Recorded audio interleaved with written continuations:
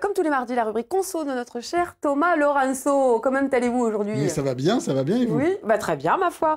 Thomas, j'ai envie de vous dire, on va parler de c'est qui le patron?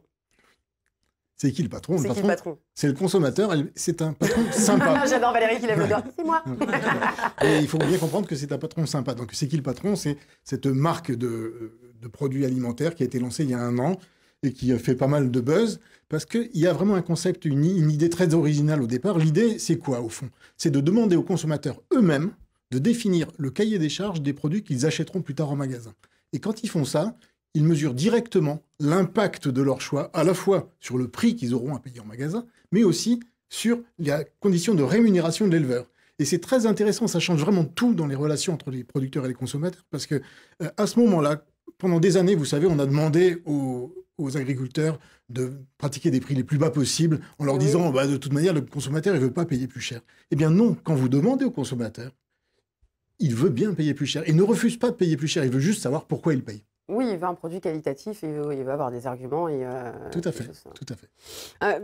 La différence, en fait, avec la marque des consommateurs, justement, c'est... Donc, c'est qui le patron? C'est la marque des consommateurs. Et donc, comment ça marche? Le principe, c'est que les consommateurs ont rempli un questionnaire en ligne. Il y a 8000 personnes. On va prendre l'exemple de ce lait. J'ai une petite machine pour vous montrer. Je vais le mettre dans le bon sens, mais voilà.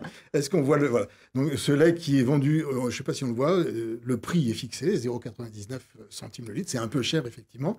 Mais c'est des consommateurs qui ont choisi eux-mêmes. C'est-à-dire qu'on leur a demandé... non seulement de choisir la qualité du lait, est-ce que les vaches allaient en pâturage, combien de temps, qu'est-ce qu'elles allaient manger comme fourrage, mais aussi qu'est-ce qu'on voulait comme rémunération pour l'éleveur. Est-ce qu'on voulait qu'il soit au prix du marché mondial, donc qu'il perde de l'argent? Est-ce qu'on voulait gagner un petit peu d'argent, ou est-ce qu'on voulait qu'il gagne un petit peu d'argent et puis qu'il ait droit aussi en plus à prendre un petit peu de vacances?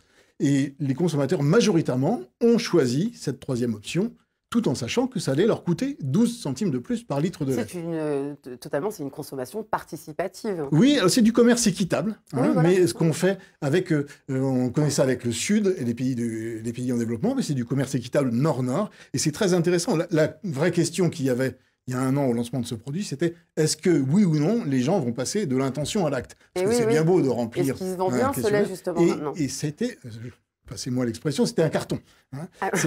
C'était assez extraordinaire. Les magasins étaient tout de suite en rupture de stock. Les gens râlaient sur les réseaux sociaux en disant « je ne trouve pas mon lait équitable ». Et donc, on a commencé il y a 1 an sur ce lait avec 80 producteurs du département de l'Ain. Aujourd'hui, ils sont plus de 200, dont certains de la région, notamment dans le Maine-et-Loire. Et il y a 8000 magasins qui distribuent aujourd'hui ce lait. C'est assez extraordinaire. Il y a plus de 20 millions de litres qui ont été vendus. Donc oui, le lait se vend bien. Voilà, les gens ont dit qu'ils l'achèteraient et ils l'ont acheté même encore plus qu'ils ne l'avaient dit. Le blé, le beurre également. Alors voilà, donc il y a d'autres produits qui sont sortis depuis. Il y a ce jus de pomme, par exemple. Ensuite, il y a une pizza aussi qui était sortie. Les gens ont choisi les ingrédients, ils ont mis du fromage, label rouge, etc. Et puis, la nouveauté de cette semaine, c'est effectivement un beurre bio. Alors, je n'ai pas pu vous l'apporter parce qu'il n'est que dans quelques magasins. Mais il est très intéressant à plus d'un titre, ce beurre bio. D'une part, parce que l'usine est en Bretagne, il est produit par des éleveurs bretons et ligériens, donc c'est quand même un petit peu un bord de chez nous. Oui. Et d'autre part, les gens, quand ils ont voté, ils ont décidé de donner quelques centimes de plus par plaquette, non pas pour payer les agriculteurs, mais pour aider d'autres agriculteurs à se convertir à la production bio. C'est-à-dire que là, on est vraiment tourné vers l'avenir. Et là encore, c'est vraiment formidable de penser que quand on demande au consommateur, quand le consommateur devient le patron, il ne fait pas n'importe quoi, il n'est pas là pour étrangler les producteurs. Mais je pense que dans l'esprit collectif, c'est vrai que c'est plus agréable de se dire, bon, ben, effectivement, moi, je ne sais pas si vous seriez prête, effectivement, à mettre quelques centimes de plus, sachant que cela va revenir au producteur, enfin, à l'agriculteur, et que je pense que les gens, c'est peut-être dans cet état d'esprit-là qu'ils sont prêts à... Voilà, l'idée, c'est bien ça, c'est de savoir pourquoi on paie. Parce que vous avez des produits comme ça que vous payez plus cher en magasin, mais vous ne savez pas pourquoi ils sont plus chers. Là, vous savez, vous avez calculé sur Internet, et si vous avez décidé que le producteur était mieux payé, que la vache mangeait du bon fourrage, eh bien, ça fait 3-4 centimes de plus, et c'est vraiment très, très intéressant. Donc, cette initiative, c'est qui le patron, et sans doute celle dont on parle le plus parce qu'elle est quand même très très aboutie et notamment très très aboutie dans les relations, dans cette interaction entre le producteur et le consommateur. Mais il y en a d'autres, hein, il ne faut pas résumer cette démarche équitable uniquement à la marque C'est qui le patron. Il y en a d'autres, il y en a dans la région qui sont intéressantes.